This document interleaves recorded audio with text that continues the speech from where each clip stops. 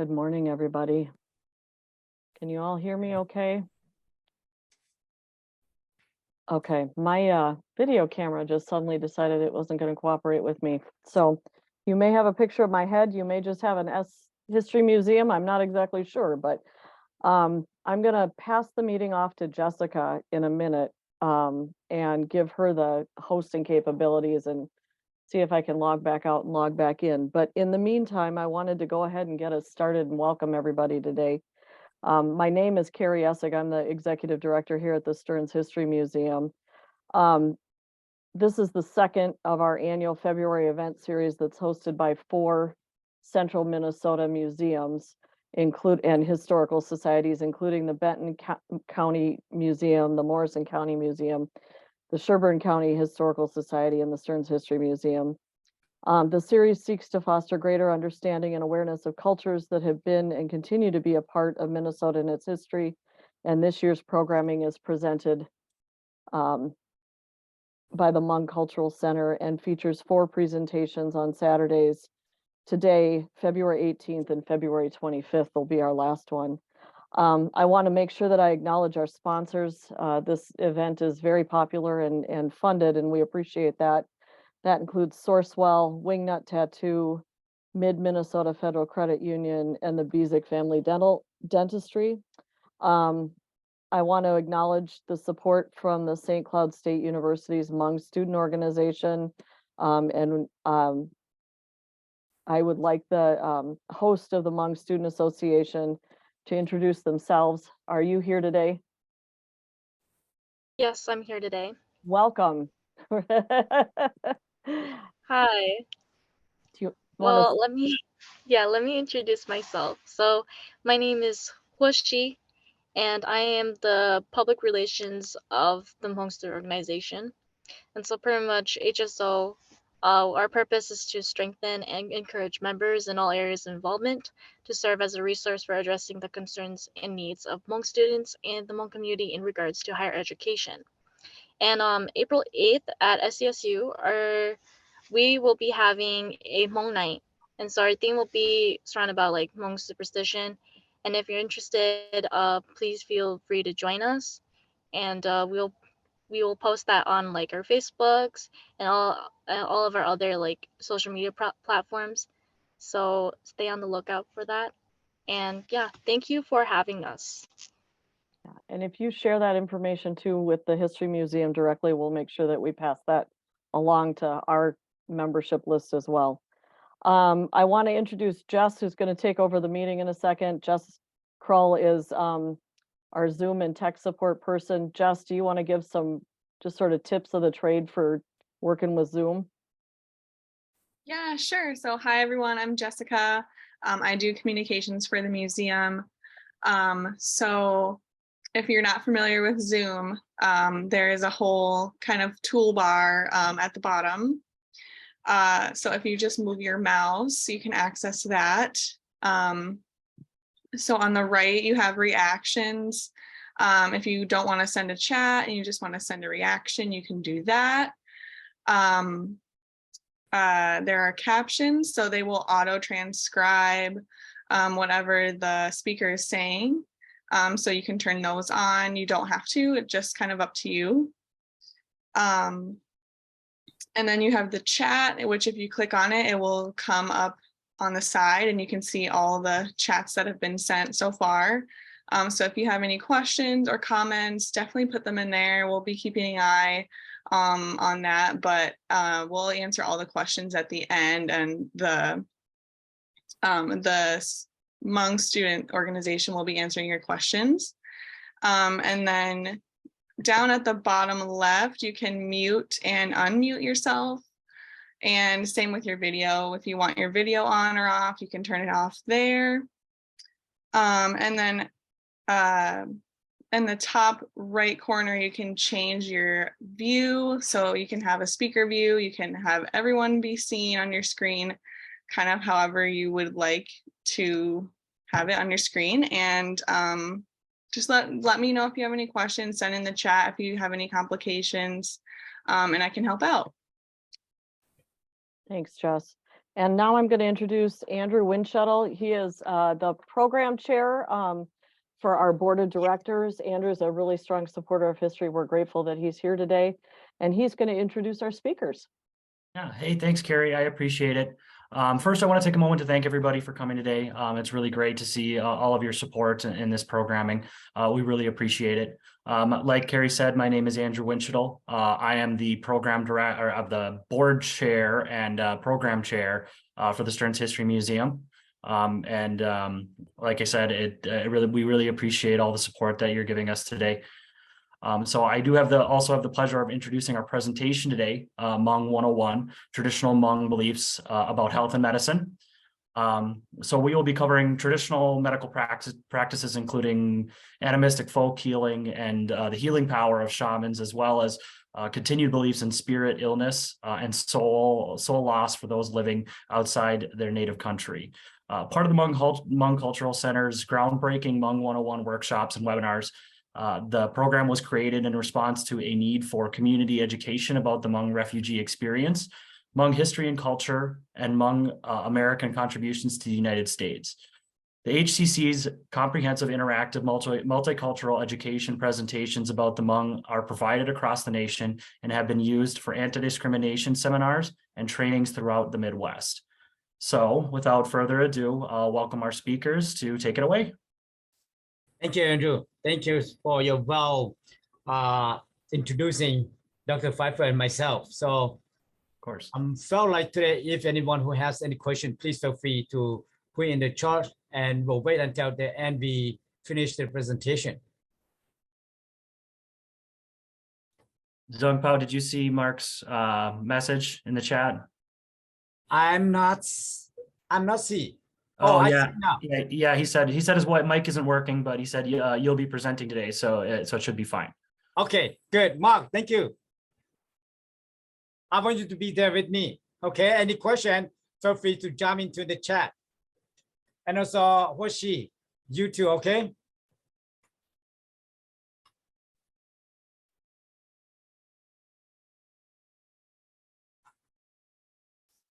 All right, I want to talk a little bit about the Hmong history and cultural belief. What you see in the front, the first patient you see on my right-hand side, the ladies, it's a shaman. This is in Hmong culture, we believe that shaman is the main person. He will communicate with the spiritual world or the spirit. So when the Hmong come to the United States, many young Hmong who arrive in the US and they have no idea how their parents practice the traditional. So many young Hmong then convert into Hmong Christian. The Hmong Christian is not just one nominate, it's many different nominations of the Christians. So like you see on the slides here, about 1/2 in the early 80 and 90, but down to now, about 1/3 of the Hmong still practicing the traditional. The reason I say the shaman is the key person that we use everyday communication with the spirit. If in our culture, we believe that one person have 3 spirits or many spirits, the most important is if anyone who's been illness and the doctor cannot find anything wrong with the body, then we need to ask the family, need to ask the shaman to come in and perform a shaman ceremony to see what happened into this person's spirit. So that's the main reason that we use the shaman. And in our culture, we believe that in the environment out there was some good spirit and bad spirit. In our culture, spirit, we translate as the English like angel, good angel out there. There were bad angel out there. So the good angel or spirit, they're helping individual so not into the harm way. But the evil spirit, they take the person's spirit over. So the shaman can be the key person that communicate with the good spirit and the evil spirit. It's someone who's harmful in the environment. Then the evil spirit will take that person's spirit somewhere. So if the person lost his spirit, will make that person's become illness, and soon it could be died. So that's the reason we use a shaman to communicate with the spirit, and we can pay some money. You see in the picture in front of the shaman and behind the shaman, that's we call that judge paper.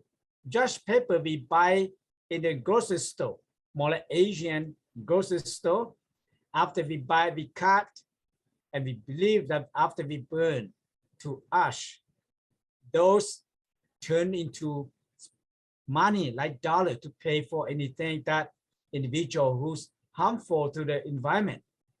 So to pay the thing that asking the spirit, the evil spirit, to release that person's spirit back to the person, so that person will become better and better and live as normal. So that's in terms of the Hmong culture, we believe the shaman is the key person who will communicate in the spiritual way. Now we can move on. In the Hmong culture, shaman, it's not like we want to become a shaman and we go to college and train to become a shaman. We always say, born with the spirit. In our culture, we believe that there were two gates in the heaven. We always say out there. One gate's coming to earth, one gate is after we born, after we die, and we return where we come from. So in our culture, we believe that someone who want to become born to be a shaman, before we born to earth, we already accepting the spirit that when we born to earth, we want to become a shaman. So that's what, when that person grow up into certain age, after they marry, or they can have a sign of become a shaman earlier before they marry. So if that person's spirit come in asking for this person to become a shaman to help other people, he or she will have a sense of illness. The doctor cannot find anything wrong with this individual. Then the family need to find a shaman to help to see what happened into this person's spirit. So they will have the shaman come to their house and do a shaman ceremony. And the shaman will find out this person that he or she will become a shaman. So the family need to find a master to help this person train to become a shaman. And they will use, she will use, or he will use his or her spirit to helping other people become a shaman. It takes 3 to 4 years with her mentor or the master to train to become a shaman. So that is become a shaman. But become a shaman, it doesn't like become a professor. We're gonna tell everybody that I'm a shaman. So you need help? Asking me, I will help. In our community, we believe that there were good shaman and bad shaman. The good shaman is try to help people.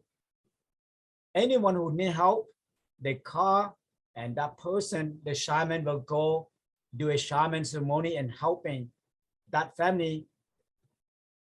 But you are the bad shaman. They don't want the good shaman to help people. So the bad shaman can send in black magic to hurt the good shaman.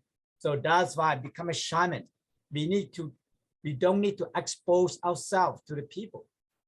We can help people who know us, then refer us or refer to the shaman. And that way, we consider that to protect the shaman. We don't want someone else out there to harm the shaman. So that is one thing, become a shaman. It's to help people. But we need to protect the shaman, that people can harm the shaman. Become a shaman, and shaman can use the animal spirit to replacing the person's spirit. We can use pig, goat, or chicken. Those is more like sending this animal spirit to replacing the person's spirit back to stay with their person in order for the person to get him better. We use an animal spirit, that means when the person's about to die and his spirit or her spirit already in the grave, so that shaman can use the shaman to replacing this individual spirit back from the grave and bring the spirit back to the person, will make this person getting better. So that's what in our culture, and we believe it. And in our culture, we believe in carnation. Carnation does mean our parents. If they die, we always wishing them to reborn into the family and reincarnation back to the family. So that's why in our culture, we believe that our mom and dad, after they pass away, they were reborn with the family. So that is very important into our culture and our belief. Now we can move on to the next one. And we talk about the nature of illness. It could be spirit cause the illness.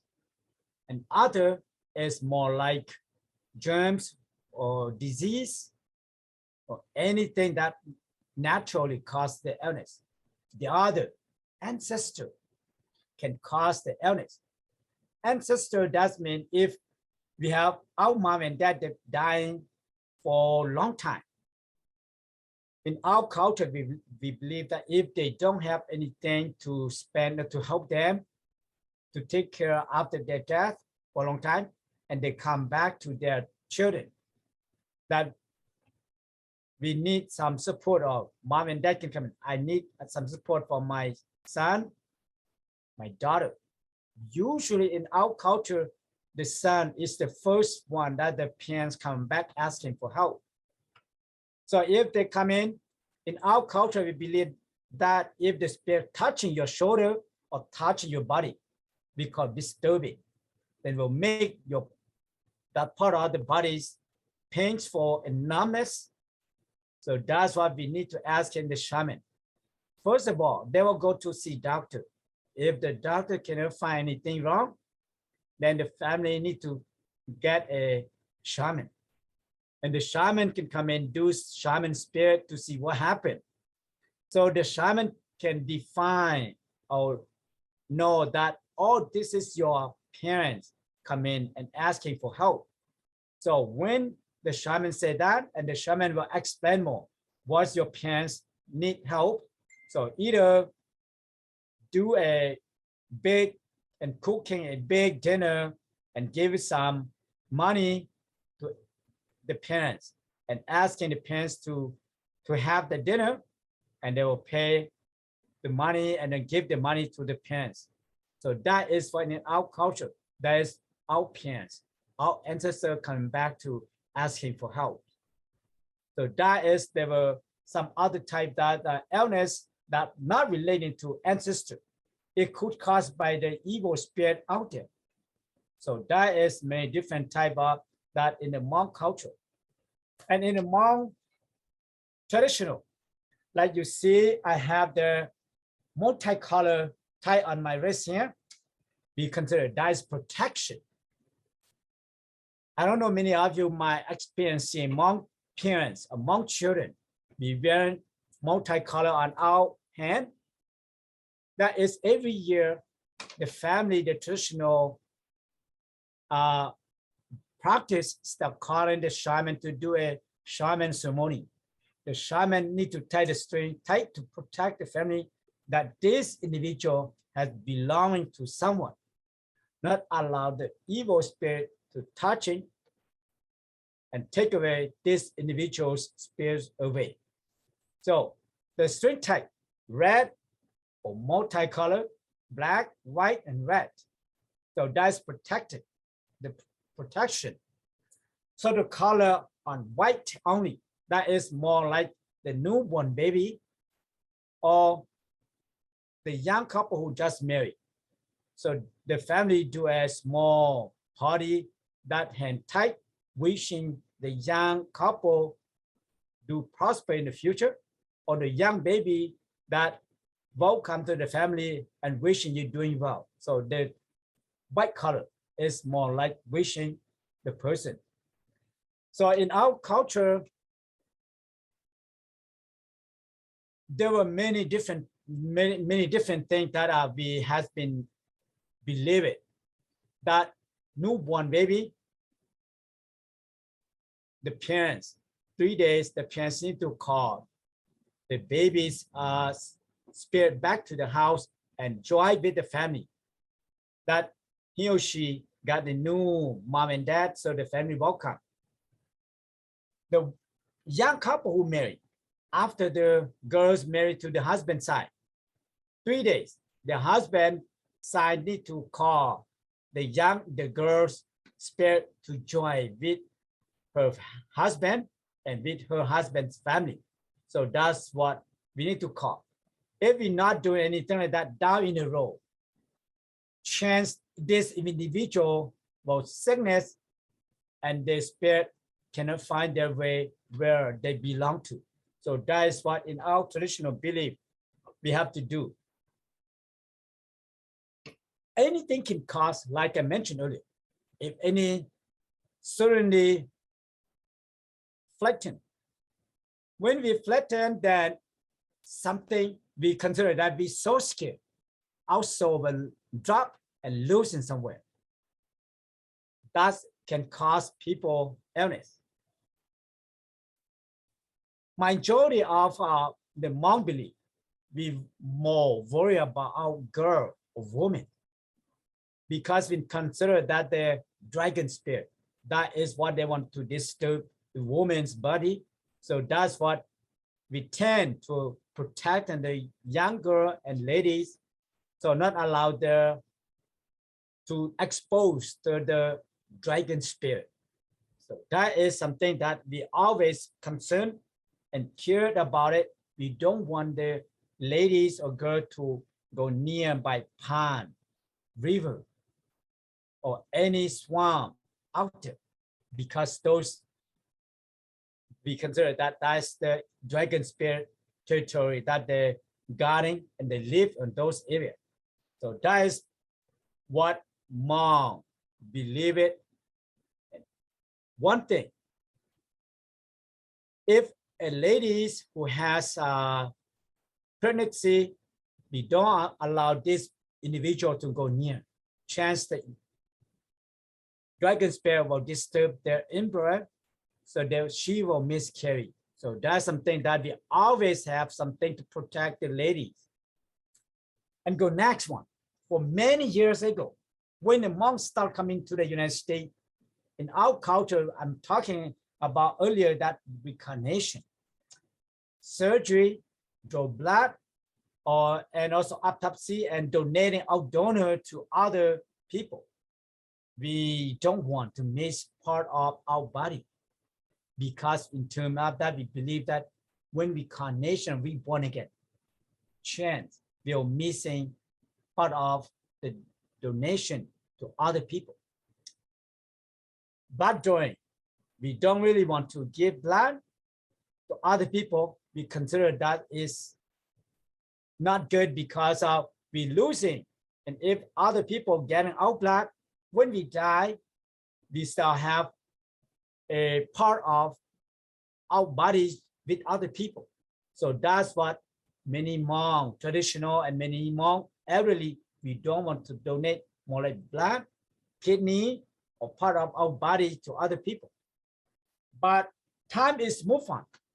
Many Hmong American, we are willing to donate our donor to other people because we know that other people, they need help. So in terms of what today has been learning from, if someone in our family receive a donor from other people, in our culture, every year we need to burn the judge paper to say, thank you for giving your donor to me. So I need to pay you that. Please wait for your donor until I'm dying and you will get your donor back to you. So that is what a Hmong traditional belief, a master who told me that every time we need to do that. But in the meantime, many people, we don't do it. We keep what we have and make sure we take good care of that only. So, but the very traditional, we always burn something to pay that, like we rent his or her kidney or anything to our body only. We rent only, not permanent for ourselves. So just keep in mind that in our traditional culture, we really want to protect it and to make sure we not owe anything from other people. And any question, please feel free to ask me. There was a question in the chat about whether or not, I'm going to read it because I want to make sure I get it right. Sure.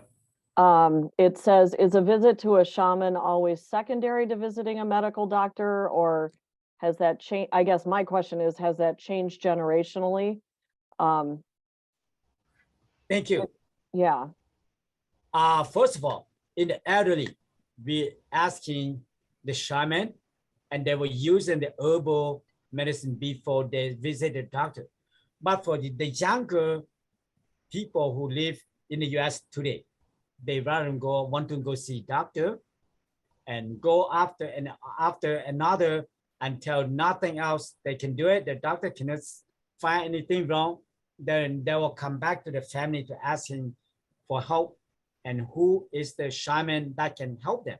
So that is shaman for the younger people. It will be second and third. I would like to input like some of my own experience in this. So like usually it's usually herbal medicine that would be secondary, because like during like doctor visits, usually they find like nothing wrong with like any of the scans. Like my dad, for example, like the doctor said there wasn't anything wrong with him, and so he resulted to Hmong like herbal medicine. And usually it's more inexpensive that way too. So sometimes they would refer to Hmong medicine first sometimes. So it just depends on like every generation. So yeah. There's another question along those same lines. Have you seen more integration, or is it possible to integrate Hmong traditional health practices with those of Western modern medicine? I've been seeing that many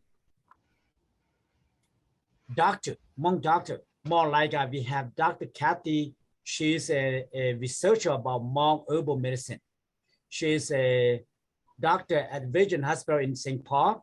She also speaking Hmong very well.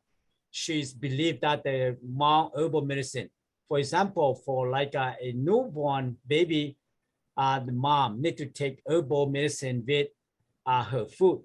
So that's what she has been proving, that that herbal medicine is to help the lady's bodies getting better and working more like a healing faster. So that's what the medicine for the newborn baby mom who eat with her food. But other substance like other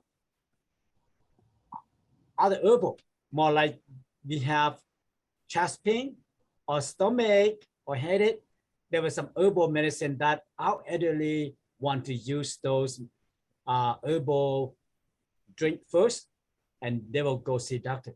But for the younger generation, they refuse to use the herbal medicine because of there were no FDA proof or anything. But for our elderly, we have used the herbal medicine for many centuries.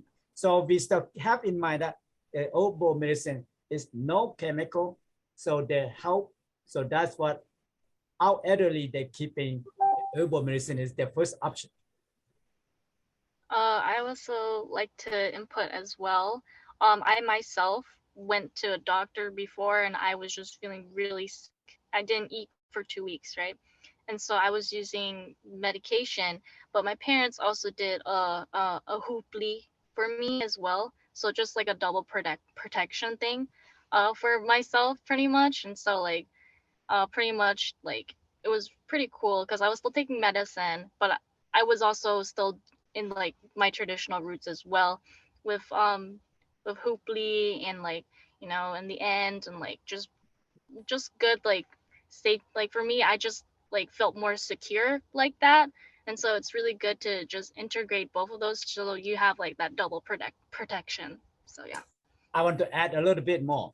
For example, if we during the more like fall season and cold season, more like flus come in, many young kids and young children, they get coughing and fever and like that. We as the parents, we want to use the tiger bone to treat more like we believe that the boiled eggs will cook and we take the hard cover off out and take the yolk out and we use a thin cloth with a silver bar to wrap in chest, neck, and forehead and throughout the body, because we consider that the silver bar have a power to suck out the bacteria from the body to release. Even mom and dad give Tylenol for the children, but we still doing that. That is to be considered that something must be inside the body and we need to treat that. So that is something that not very harmful, but just try to make sure that the bodies have been released the bad thing trapping inside the body. So the Tylenol and Advil is to make sure to go kill all the bacteria inside the body. So that's something that mom and dad, we need to use that. So our parents or our elderly, they always taught us how we can take care of our children when they get cold, flu, or high temperature. That's what we're doing. All right, any other question or anything?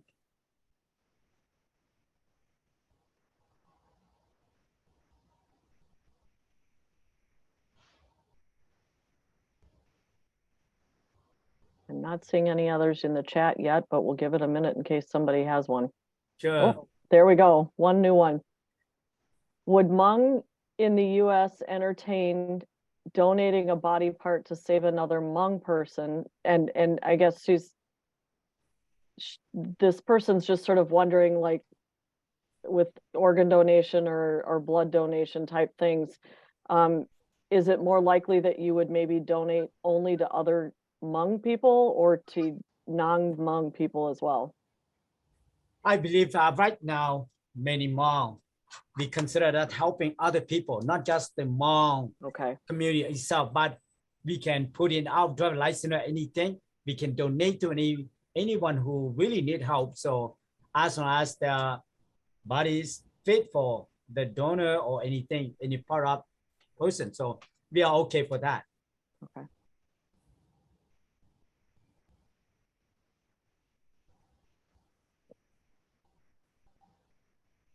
Are you seeing more young people go into medicine as a profession?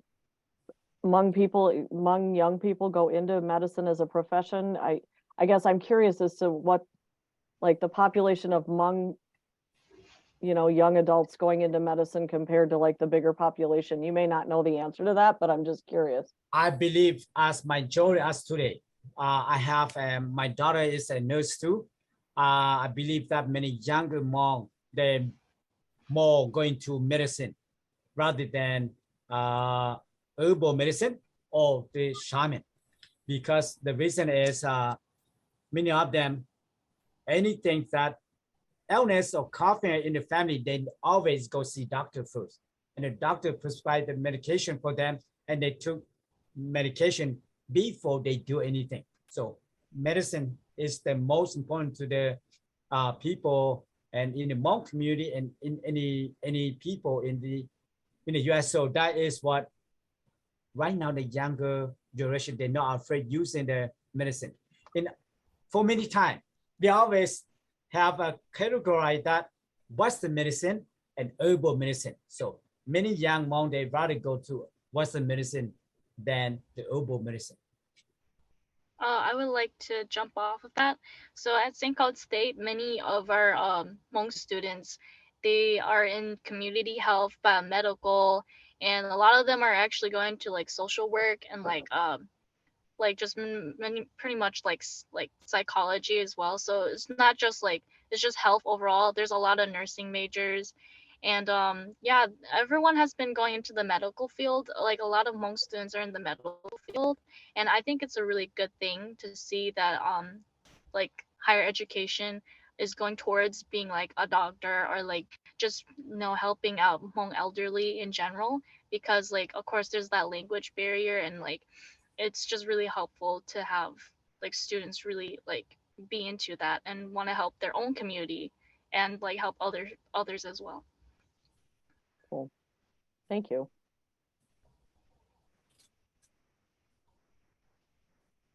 I want to emphasize a little bit about what Mark mentioned about. You already see Mark on the chat that Hmong, we don't have a temple or any place like church in the traditional Hmong.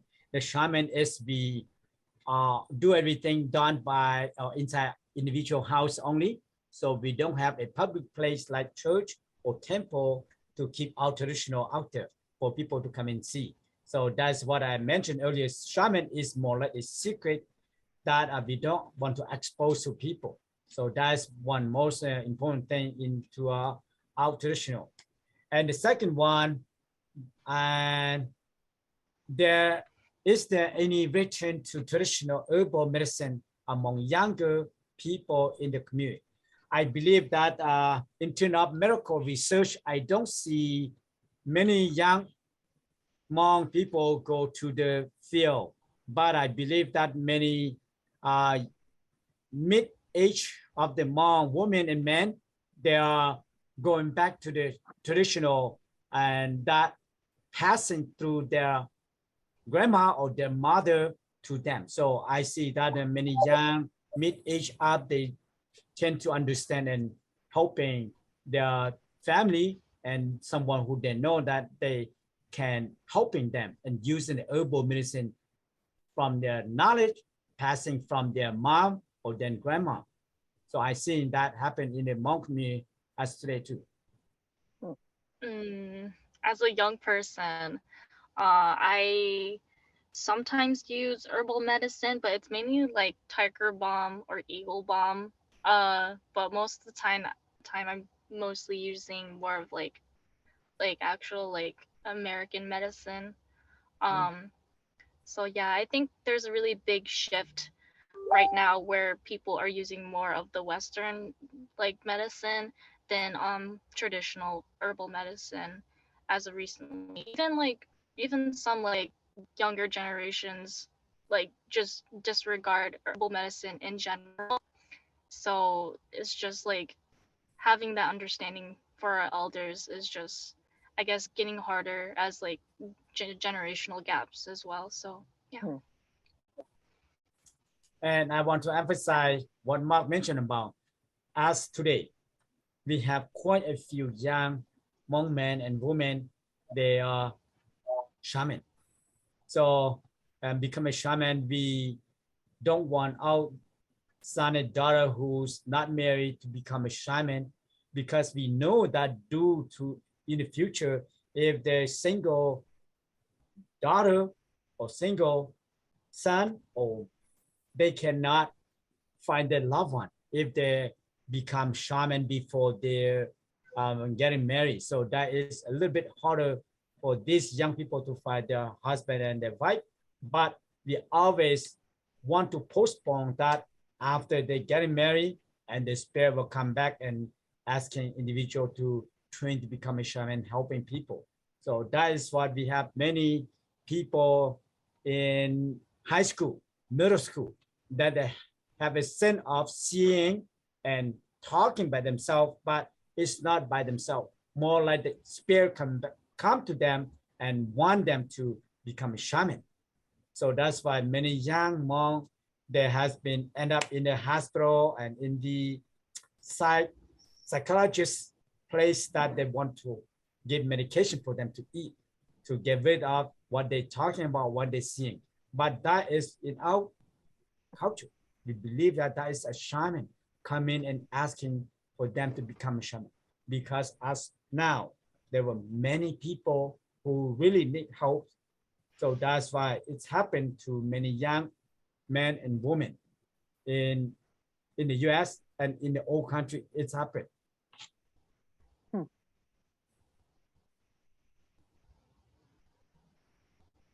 All right. Any question?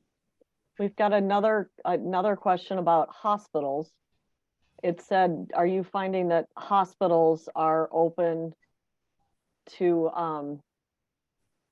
accepting traditional Hmong medical practices, or are they kind of keeping people out? As far as I know, Region Hospital, they have a place like a regular pastor go and helping the family in the hospital. Then in Region Hospital in St. Paul, they accepting the Hmong shaman go visit, and they have a room for the shaman to do shaman ceremony. Not a lot, but just a few things that they can help the family. So I see that they were happening in Region Hospital in St. Paul. Okay. I don't really have a lot to add on, but I know that compared to back then to now, it's much more lenient with more of the shaman practices. I know that back then, like more of like our Hmong beliefs, like it wasn't really so accepted back then, because like there's many, like, how would I explain it, like I guess they didn't really like that. I guess it was just that, once again, that line of like medicine, herbal medicine versus like, you know, Western medicine, or just like different like views or perspective on like how we deal with health back then. But I feel like it's a little bit more lenient now compared to back then. So I think there's like a better like inclusion of shamanism, but there's still more to work on that like right now. And Janet talk about the traditional the Hmong church. Is it they losing the member from the church? I believe that many of Hmong church in the Twin City here, some church they losing the member because of they come back to practice the traditional, but many young they will converting to the Christian too. So more like a trace back and forth into not the Hmong community. So I'll have like something to add to that. Since I myself is also a Hmong Christian, so the losing of attendance, I would just say from personal experience, it will come from since there is also like different churches like CMA churches, Lutheran, missionaries. So the losing of churches, most of the Hmong churches are CMA churches. And most of the members, they divide from going CMA and trying other practices of like Christian beliefs. So that's probably losing attendance in the US and Hmong churches in a way. That's from what I experienced.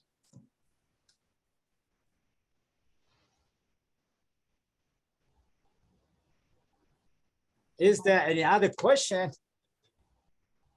Otherwise, I will see you guys next Saturday again. Yeah. And if you guys have any question, please feel free to have your question ready for next week. And next week, if I be able to make it, I will have President with Mark. If I don't make it, then Mark will be the person who will handle the presentation next week. Right. So I hope I be able to join with Mark for next week presentation. All right. Thank you, you guys. You have a good day. You have any question, please feel free to stop by at the Hmong Cultural Center, and we have more stuff in the Hmong Cultural Center. We have the museum, we have library, and we have a couple books right about Hmong shaman. So please feel free to stop by. Thank you, everybody, for being here today. Thank you for our presenters, our sponsors for all of you participating today. We'll be back here next week. The exhibit is up here at Stearns History Museum and at Morrison County through mid next week, and then they will rotate over to Benton and to Sherburne. So we look forward to seeing you soon. Thank you so much for being here today.